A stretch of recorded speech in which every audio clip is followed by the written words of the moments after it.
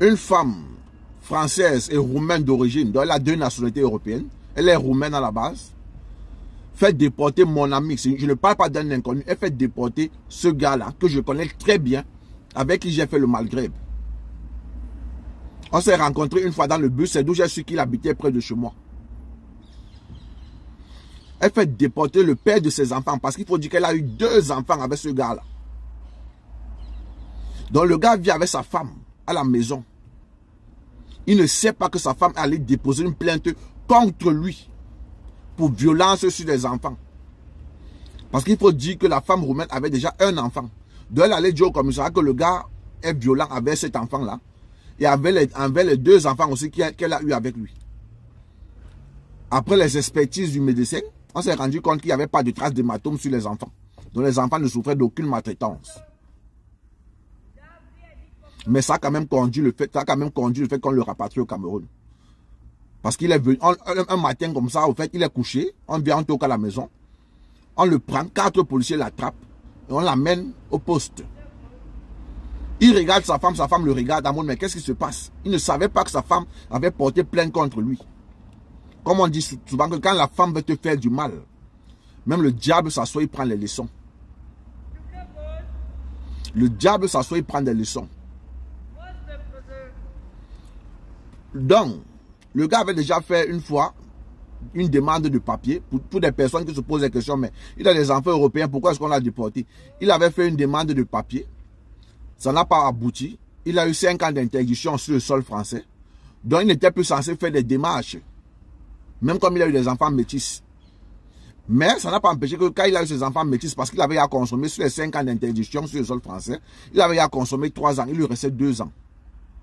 Donc il allait faire il a pris un avocat. Comme il avait eu les enfants métis, il a fait une autre demande. Et ça n'a pas toujours abouti. Ça, c'était bien avant que sa femme lui porte plainte.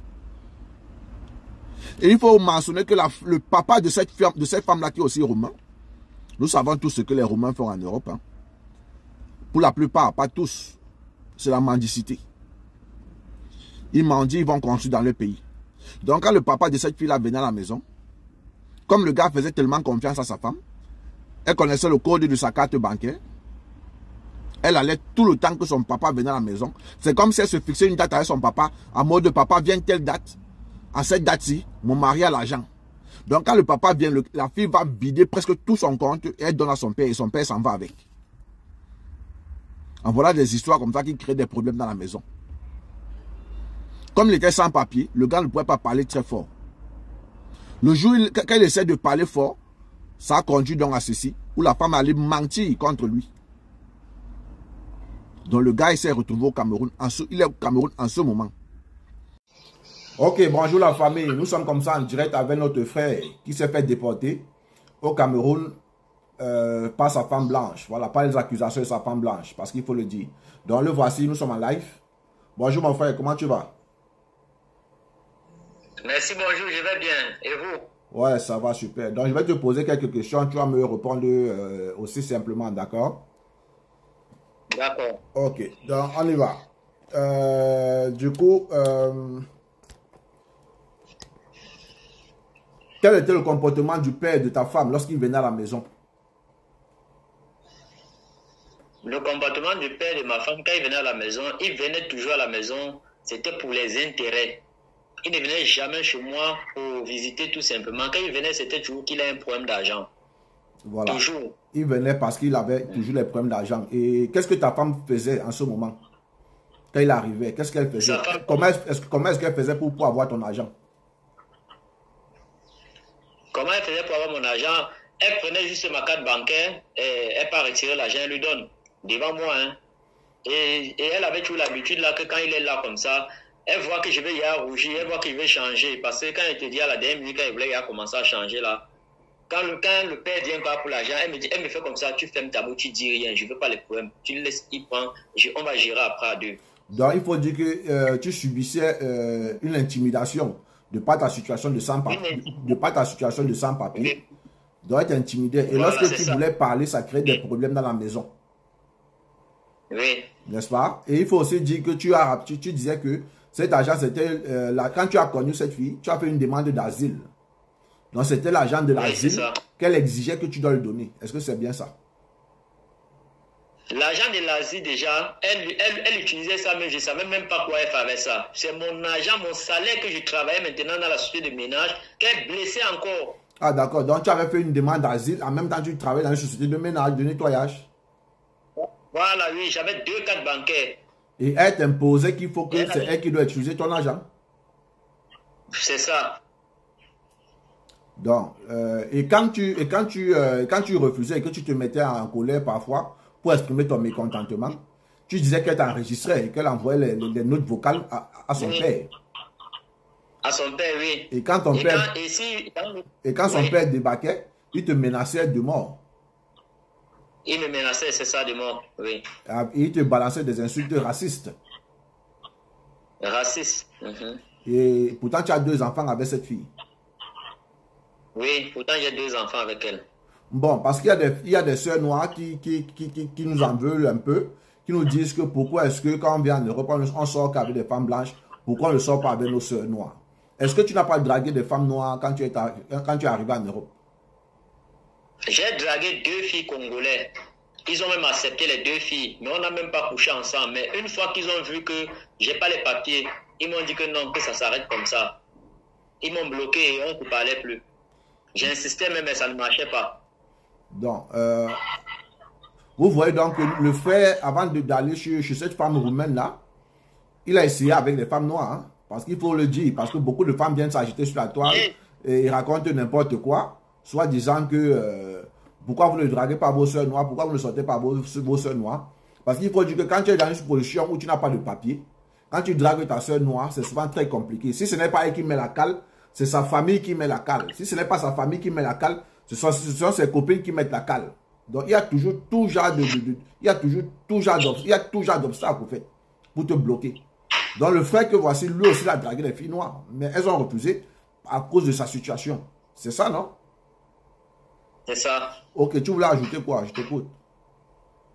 Je voulais ajouter que j'ai aussi dragué une fille camerounaise qui habitait à Pézy-Guignon. Elle aussi, elle avait un titre de séjour de 10 ans. Mais elle se prenait la tête très mal avec ça. Et elle m'a barré aussi quand elle a vu que je n'avais rien. Ok, d'accord. Et du coup, tu as dit que quand tu es allé au tribunal, on t'a condamné. On t'a dit que tu avais déjà un OQTF, c'est ça? Oui, oui. Tu avais déjà un OQTF. Donc, qu'est-ce qui s'est passé quand ils ont constaté que tu avais un OQTF? Quand ils savaient que j'avais l'OQTF, ils m'ont demandé que pourquoi vous n'êtes pas sorti du pays, parce qu'on vous a donné l'ordre de quitter le pays. Oui. Je les ai expliqué que je ne suis pas pour de mes enfants. Ils ont dit que non, que les enfants, ça ne signifie rien. Ils devaient d'abord respecter le décret du préfet. Parce qu'il dit que c'est le préfet qui décrète l'OQTF. D'accord. Que j'ai sous-estimé le préfet, donc je suis allé à l'encontre de sa décision. Et quand tu ne marches pas selon les ordres de l'OQTF, c'est condamnable à une peine de prison avant qu'on te rapatrie. Donc tu as fait ils t'ont condamné à 3 mois de prison et tu as fait combien de temps en prison? J'ai fait 1 mois, 2 semaines. Tu as fait 1 mois, 2 semaines. Et après les 1 mois, 2 semaines, qu'est-ce qui s'est passé? Tu as dit qu'on t'a mis dans une garde à vue près de l'aéroport Charles de Gaulle, c'est ça? Après la prison, à ma sortie, il y avait 3 policiers qui m'attendaient. Un homme et 2 femmes. Ils m'ont amené dans un centre de rétention à Palaicio. Parce que j'ai fait 2 centres de rétention. D'accord. Le premier, c'était à Charles de Gaulle. Ok. Tu t'as amené le dernier centre de rétention où on allait t'embarquer. Qu'est-ce qui s'est passé là-bas? Qu'est-ce qu'ils t'ont dit concrètement? Bon, là-bas, maintenant, je suis passé devant un juge qui a appliqué sur la plainte, sur le machin, sur l'OQTF que le préfet a donné. Donc, elle s'est appliquée sur ça, que ça doit être respecté, je dois être rapatrié. Et tu as dit qu'on t'a mis dans une petite cellule où on te disait quoi? Qu'est-ce qu'ils t'ont dit? Que si tu voulais rentrer au Cameroun, comment tu vas pas? Je n'ai pas très bien voilà, quand ils m'ont mis dans la petite cellule, ils m'ont dit que j'ai 20 minutes pour réfléchir. Si je rentre au Cameroun tranquillement, comme ça, ils me trouvent une place dans l'avion, je m'assois, sans me minoter, je voyage comme tous les passagers. Et si je ne veux pas voyager normalement, je vais contester, donc je vais amener la force avec eux. Ils vont apporter les mesures sévères pour me faire voyager. Et tu les as donc fait comprendre que vu que tu as tes enfants, tu ne veux pas partir laisser tes enfants. Donc ils ont plutôt opté pour la mesure sévère. Voilà, ils ont opté pour la mesure sévère parce qu'ils ont compris que je suis en train de faire la tête. Et qu'est-ce qui s'est passé? Ils t'ont pris comment? Qu'est-ce qui s'est passé? Ils sont seulement venus me ouvrir la cellule, là, me sortir, me porter seulement. Mes pieds ne touchaient pas la terre. Donc ils t'ont porté, ils ne t'ont même plus laissé marcher. Non, ils m'ont plus laissé marcher, ils m'ont seulement porté. J'étais en l'air, on est parti, ils ont monté les escaliers de l'avion avec moi en l'air. Et quand tu atterris maintenant au Cameroun, ça se passe comment du côté du Cameroun? Une fois que tu as atterri au Cameroun. Quand j'ai atterri au Cameroun, je sors à l'aéroport, on m'enlève les minots d'abord sur les pieds que j'étais assis sur le siège dans l'avion. Je sors, il y a les gens là qui sont comme les capitaines de bord là, il avait un document dans sa main. Il arrive, il donne ça au policier de l'aéroport du Cameroun. Ils prennent ça avec mon passeport. En même temps, ils prennent une machine là-bas, ils percent mon passeport. Ils ne me remettent pas ça. Hein. Ils percent, ils partent, ils m'amènent maintenant dans un bureau d'un enquêteur là-bas.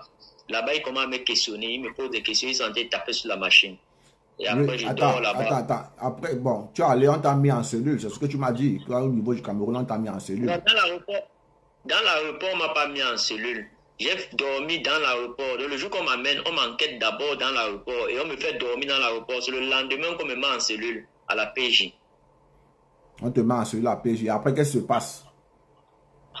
À la PJ, là-bas, maintenant, j'ai fait 2 jours là-bas. Et je demande pourquoi je suis en train de faire 2 jours ici, là. C'est là où un enquêteur me dit que je dois aller en prison, que c'est 1 mois que je dois faire en prison. Pourquoi on mène les enquêtes pour voir si en quittant au Cameroun, je n'ai pas fait un dégât au Cameroun, si personne ne me réclame rien au Cameroun. Parce que nous, les gens, quand on prend la route là, parfois on quitte ici, là, on a volé les gens, on a fait des ceci, cela aux gens, que ils veulent s'enquêter d'abord sur ça, avant de me laisser. C'est là où il a dit que moi, je ne veux pas moi rester en prison. Je ne veux pas sortir de l'euro fraîchement. On m'amène au pays rapatrié et vous voulez me mettre en prison. Qu'est-ce qu'il faut faire pour me libérer parce que je ne veux pas entrer en prison? Il me dit qu'il doit payer 400 000. J'ai négocié avec lui et que non, je peux donner 200 000, c'est tout ce que j'ai. Et c'est ce que j'avais. Je n'avais pas plus que ça. Je les ai donné ça. Et ils m'ont laissé. En me laissant, ils m'ont donné la convocation pour le tribunal de Koti. Je ne me rappelle pas seulement de la date du jour là encore. Et quand tu t'es rendu là-bas, qu'est-ce qui s'est passé? Quand tu t'es rendu à la convocation, ils t'ont dit quoi? Quand je suis arrivé à la convocation, on m'a amené, quand je suis venu, je me suis renseigné où on doit me recevoir. On m'a amené dans le bureau d'un juge d'instruction, selon le papier qui était mentionné sur ça. Le juge d'instruction, là maintenant, il me dit que tu es là pourquoi? Il lui dit que non, je suis ici là parce que j'ai l'audience ici. Il me dit que mon petit, rentre seulement au quartier, va faire ta carte d'identité, tu es libre, il n'y a plus rien. Donc tu n'as même pas, on ne t'a même plus jugé. Rien, on m'a plus jugé. Ok, merci mon frère. La famille, je demande pour toutes les personnes de bonne volonté qui aimeraient bien lui tendre la main. Je pense qu'il y a des personnes qui doivent connaître Choi. Pour toutes les personnes qui aimeraient bien lui tendre la main, afin de l'amener un petit soutien, vous pouvez m'écrire inbox et je réponds toujours. Donc la famille, abonnez-vous pour ne pas rater le live que je vais faire dessus. Abonnez-vous massivement. Parce qu'on va programmer un live dans les jours qui suivent, dans 2 jours au trop. Donc, abonnez-vous à la page pour ne pas rater le live. Je vous reviens très, très bientôt. Dans les 2 jours qui suivent. Peut-être demain, si possible, ou après-demain. Donc, abonnez-vous pour recevoir les notifications lorsque je serai en live pour ce sujet. C'était Bazoté. On fait ça. Ciao, ciao.